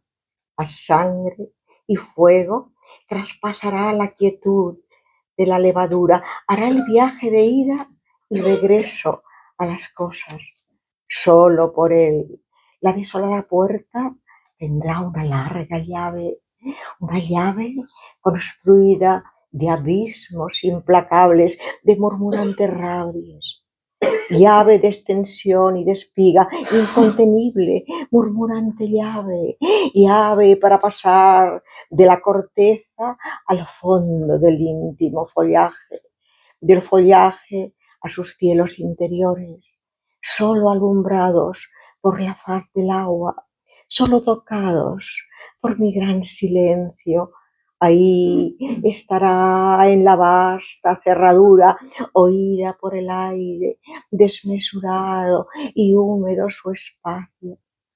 Y solo ha de encontrarla el elegido, el que ha de ser testigo de lo nunca escuchado.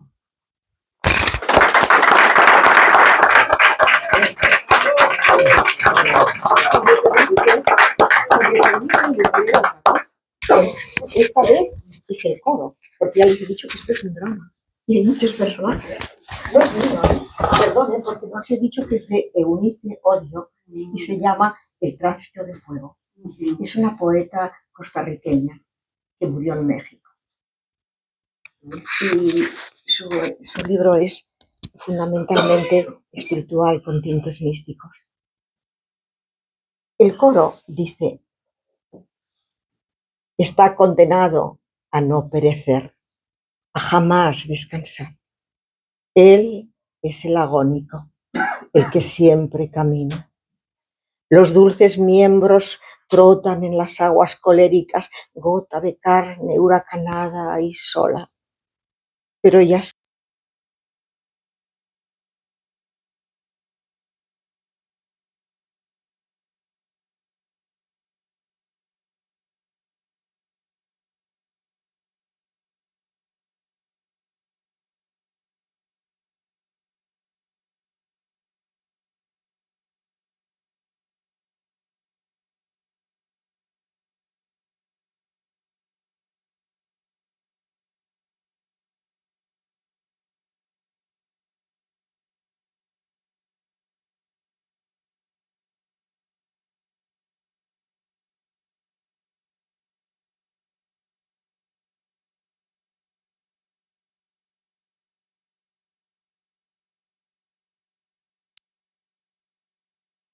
oír. Cambia el agua.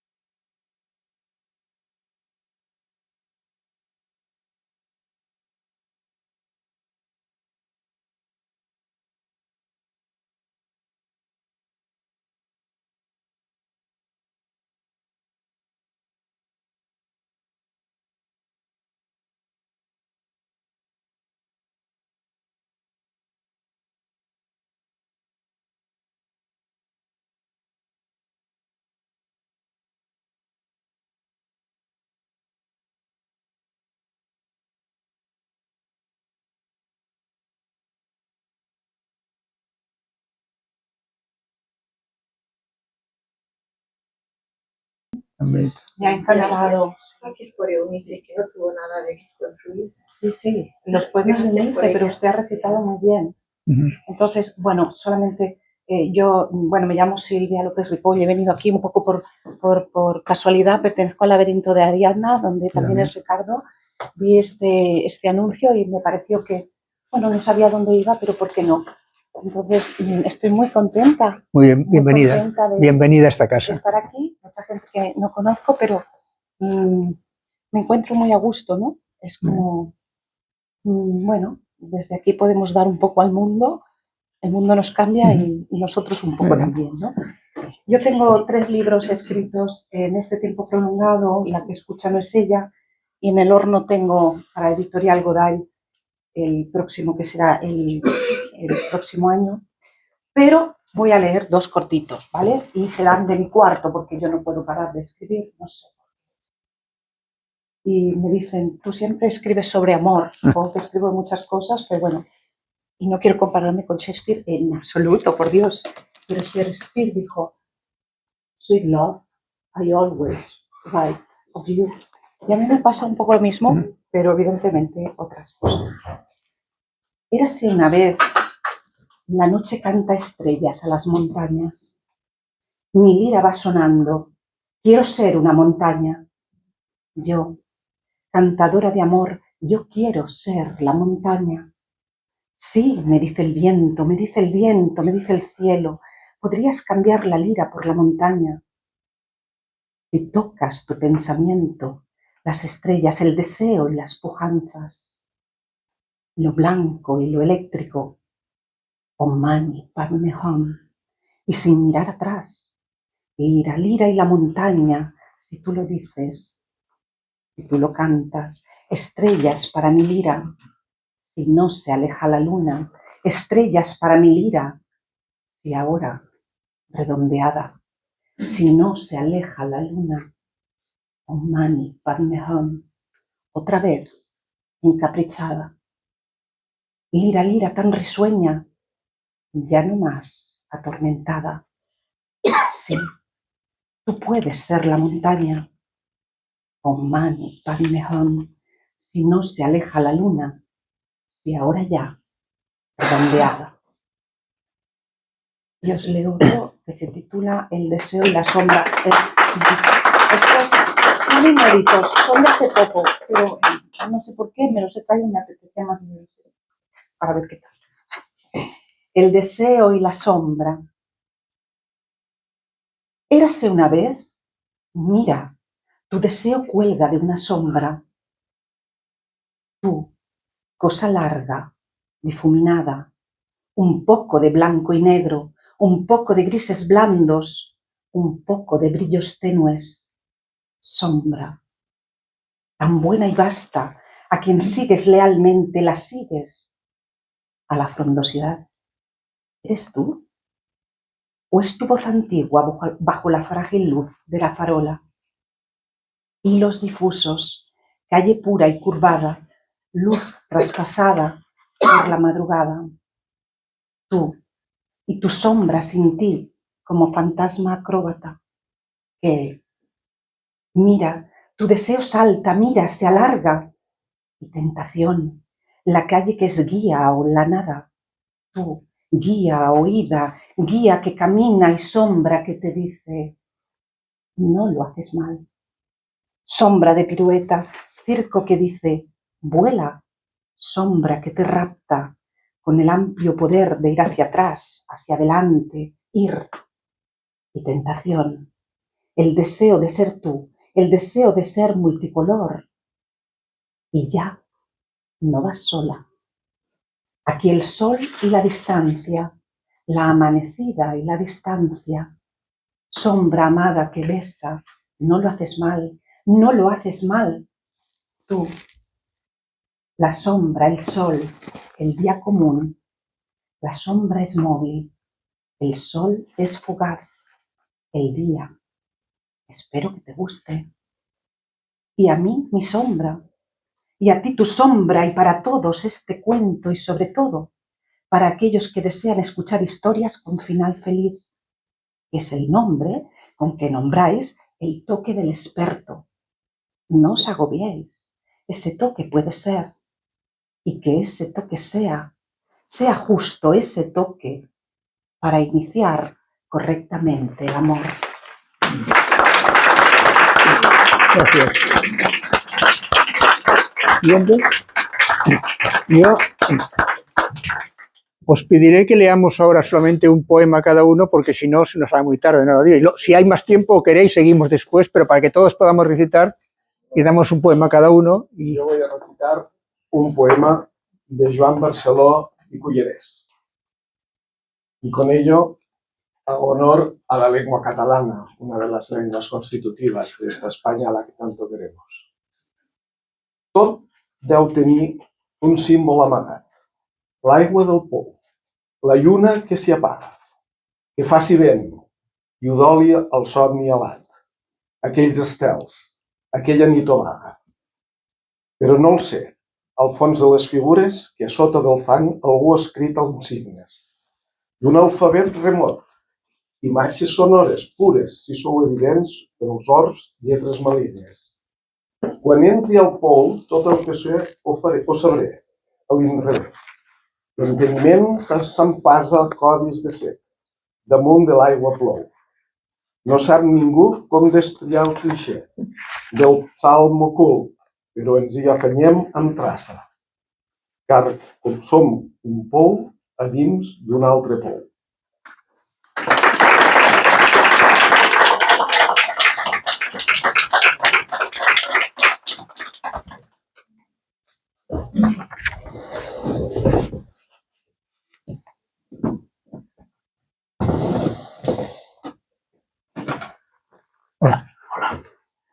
Buenos días a todos, me llamo Antonio Sola, soy profesor jubilado y quiero dedicar tiempo a escribir poesía y prosa.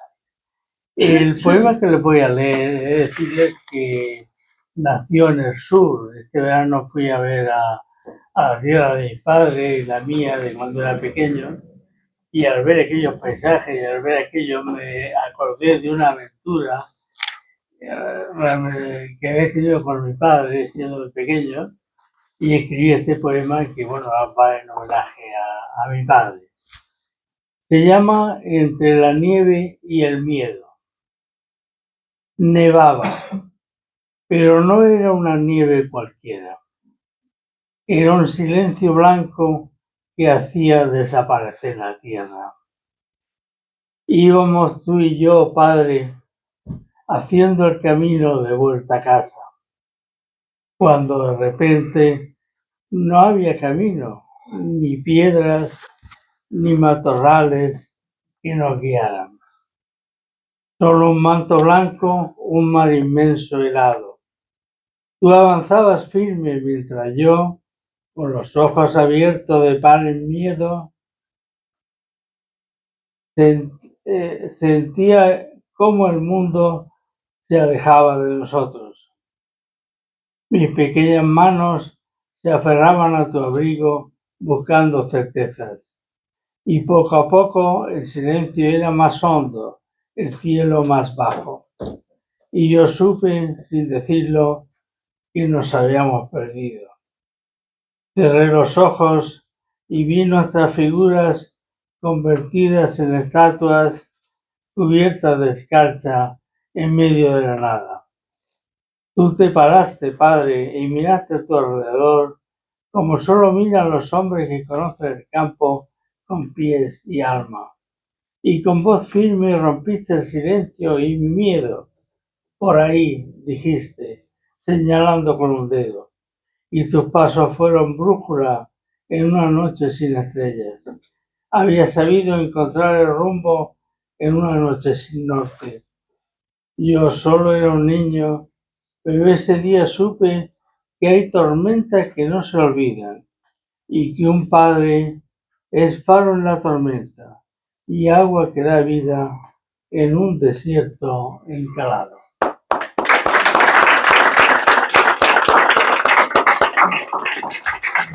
Aquí por aquí, segunda fila, ¿no? Tercera fila, por aquí, ahí.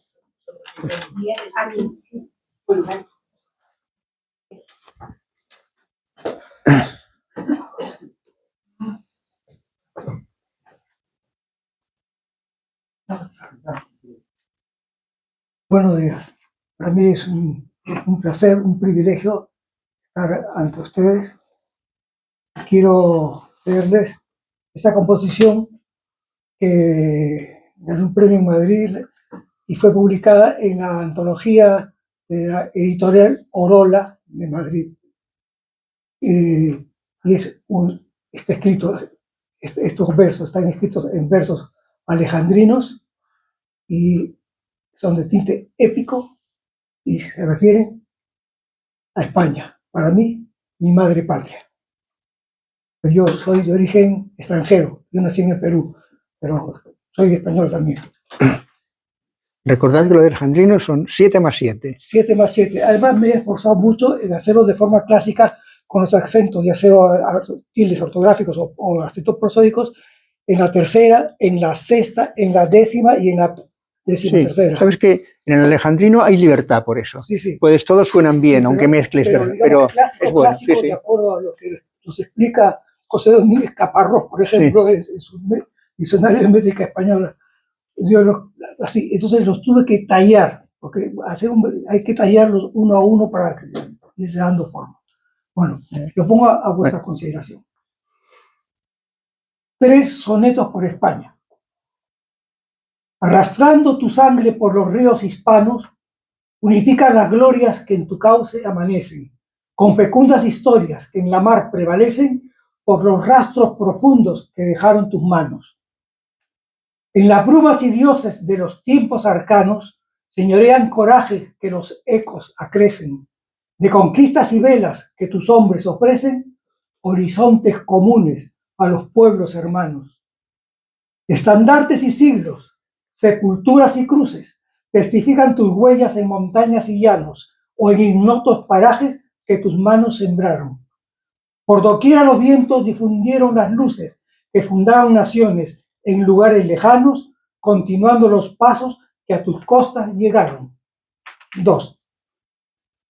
Con la luz de tus soles en mis ojos cansados, guardaré tus paisajes abrazando los sueños de los tiempos remotos de conquistas y dueños en la tierra bendita de mis antepasados. Alborada me vieron por senderos y prados, recorriendo montañas y caminos costeños, y rondando comarcas con insomnes empeños, en los vientos te busco, por trigales dorados. De los siglos se nutre nuestro tronco ya viejo, mestizaje de razas y reflejo de espejos, de las gestas hispanas y culturas gigantes. Por España brindemos, y mi sangre les dejo. Es la savia que emana, regresando de lejos, con el vino castizo de los hijos distantes. Con las rimas de versos germinando desvelos, a mi afán se descubren tus hermosos parajes, y las nobles ciudades y los bellos paisajes aparecen azules en instantes de cielos. Se dibujan mis huellas y reflejan anhelos en las playas doradas, al color de celajes, en los campos que cruzo con boscosos follajes o con gentes amenas que cultivan tus suelos. Mensajeros del verbo, de la cruz y la historia, constructores de naves, latitudes veleras, navegaron los siglos a sembrar mi memoria. Y besaron las costas, conquistando los mares de las patrias distantes que comparten banderas en el mástil que España nos dejó en los altares. Muchas gracias.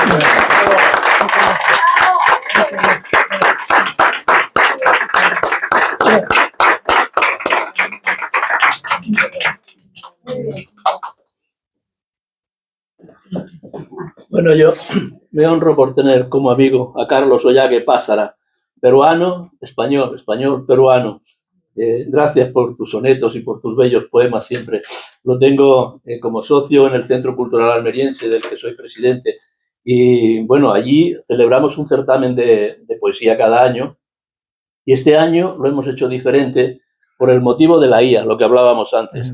Porque yo considero que hacer un poema a través de la IA y enviarlo a un concurso es un fraude. Y entonces, pues, hacemos ahora, en vez de al poema también de la gente que conocemos, pero sobre todo lo hacemos al Rapsoda. Hemos de cambiar el chip por esta circunstancia de la IA, ¿no? Que nos obliga a eso, porque, en fin, como decía antes, considero un fraude. Este poema, los puedo leer, los dos no son muy largos, ¿eh? Son cortitos. Sí, no son muy largos. Este primer poema que voy a leer se titula Bailando con el demonio. Lo escribí cuando se preveía o se veía ya que se iba a efectuar un pacto con Bildu. En aquel momento en que Sánchez decía, con Bildu no pactaremos, no sé qué, y al final se veía que sí, que se iba a pactar con Bildu.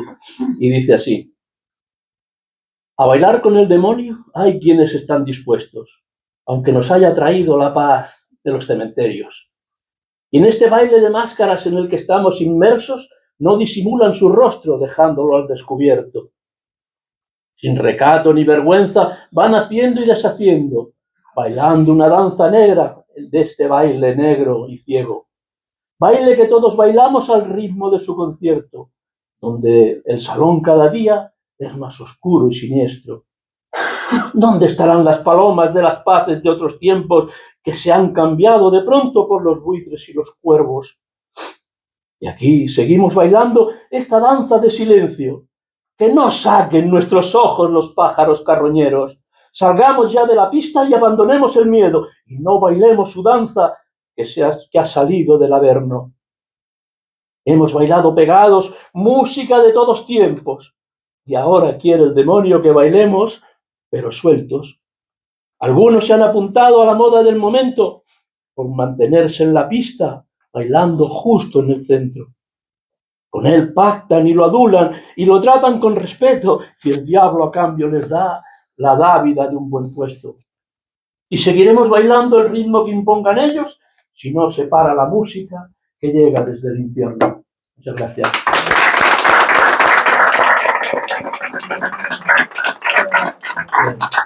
Para salir de ese círculo que no nos gusta, pues voy a recitar este poema que me fue premiado con el primer premio de Luz de Luna, no recuerdo en qué año, pero que se titula Corazón abierto. ¿Cuándo hacemos el traslado? Dime, ¿cuándo es la mudanza? Que al haberte conocido, ya es mi corazón tu casa. Yo te enseñaré un camino pleno de amor y esperanza, de momentos no aún vividos, de te quiero sin palabras, de un verde valle en mi pecho que será siempre tu almohada. Venga, no lo pienses más, que esta casa está pintada. La adornan los sentimientos que por ti tiene mi alma. ¿Cuándo hacemos el traslado? Dime, ¿cuándo es la mudanza? Que esperan 1000 ruiseñores a celebrar tu llegada. Cantarán sus trinos nuevos cerquita de tu ventana. Ven y entra en mi corazón que está latiendo con ansia. Pondrá compás al latido cuando tú estés instalada. Tengo un jardín para ti al que solo una flor falta, la que brilla entre otras flores cuando sonrojas tu cara. ¿Cuándo hacemos el traslado? Dime cuándo es la mudanza. Ven y siéntate a mi lado, déjame ver tu mirada y que me digan tus ojos si tu corazón me ama. Pues el mío, tú ya lo sabes, se ha convertido en tu casa. Ay, amor que me destroza, amor que me despedaza si no acudes al encuentro, si no atiendes mi llamada. ¿Cuándo hacemos el traslado? Dime, ¿cuándo es la mudanza? Gracias.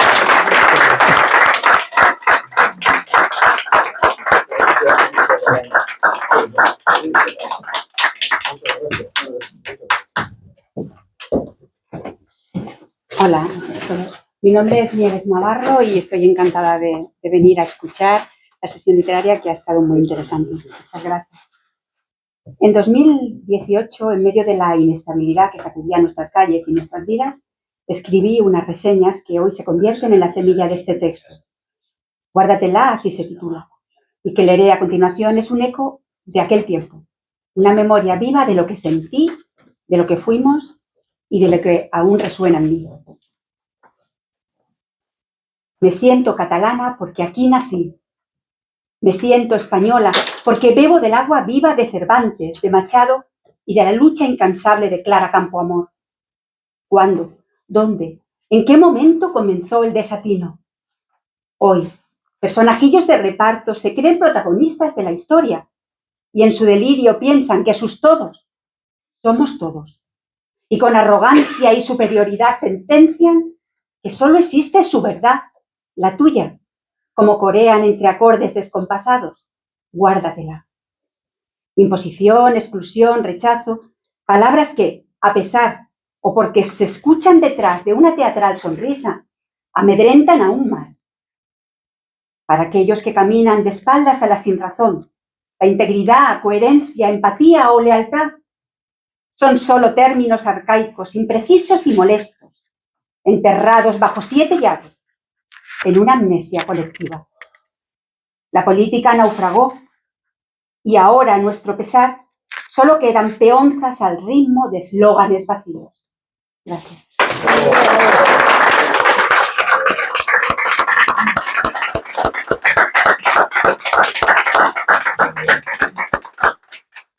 ¿Qué más tenemos? ¿Eduardo? Denos un soneto, Eduardo.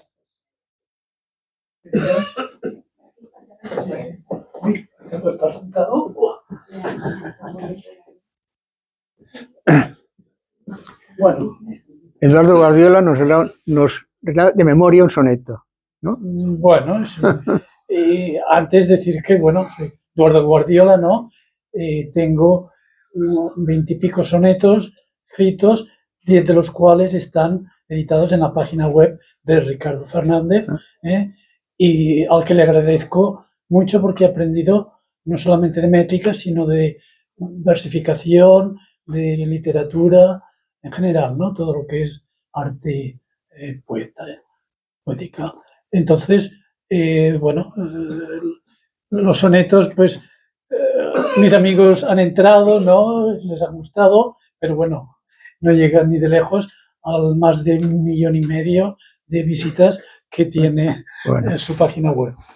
Entonces, comenzaré con unos pasitos que he hecho dedicados a mi guitarra, en principio, y que, digamos, ahora se los dedico a Ricardo, al que considero un maestro, ¿no? Como decía. Gracias. Cuerda, Eduardo es músico, es músico de profesión.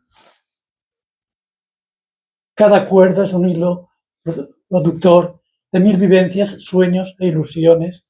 Anidan sus clavijas el motor y su caja el registro seductor que atempera pianos fuertes a montones y el corazón vigila previsor. Y ahora un soneto poco humorístico, ¿no? Menos con la pretensión de serlo, ¿no? De Gijunta gemía sinforosa, timorata y fiel sierva del Señor, por mirar un leotardo tentador en linda exposición aparatosa, y por leer cierta novela rosa, 4 veces con fácil confesor, su desliz acusó con gran fervor, culpándose de ser una marchosa. Mas su mayor dolor, su amarga queja, era la idea cruel y sibilina sobre el trance final de la pareja. La demencia infinita que no ceja, velada el adulterio en la sentina, chispa de luz que toda culpa aleja. Gracias, Eduardo. Gracias. Hay más gente, luego lo hacemos más. ¿Queda más gente recital? ¿Quedáis alguno más? ¿No? Pues espera que, bueno, ahora sí recitaré yo uno. Espera, si no...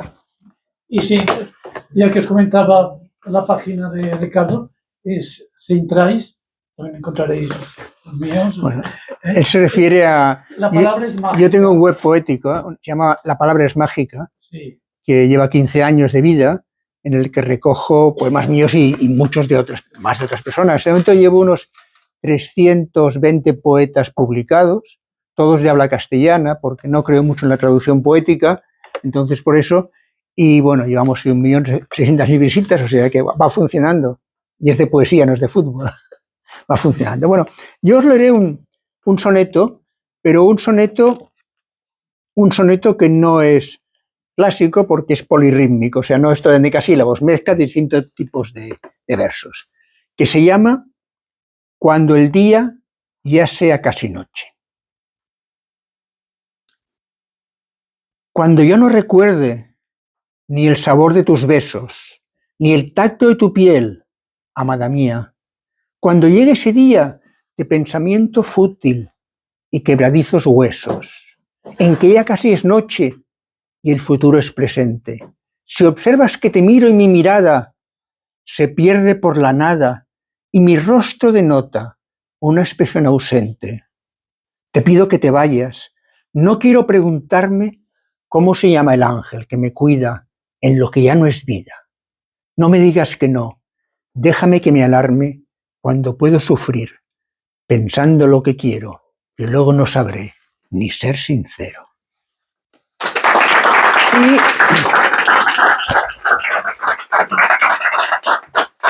para cambiar de registro absolutamente, pues os voy a leer unas espinelas satíricas que se titulan Parlata y fuga de Puigdemont, dedicadas hace un año a la venida de ese señor que vino, apareció y se marchó y nadie lo cogió. Esto está dedicado así, al 11 de agosto del 24.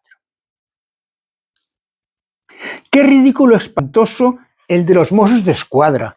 Puigdemont se les desmadra y se escapa presuroso. Lo acusan de mentiroso, pues pactó su rendición. Quien pacta con picarón ya sabe lo que se expone. Tras hacer de Cicerone, se dio el piro, el muy felón.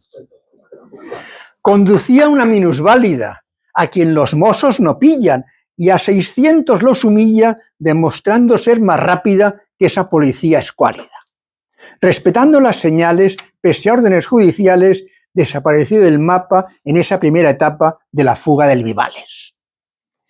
El ciudadano corriente cree que todo es un montaje, le han dejado hacer el viaje para que su ego contente. Así en Madrid el presidente podrá contar con su apoyo, y aquí no montan el pollo, el presidente será illa y Rull mantiene su silla. En resumen, viva el chollo.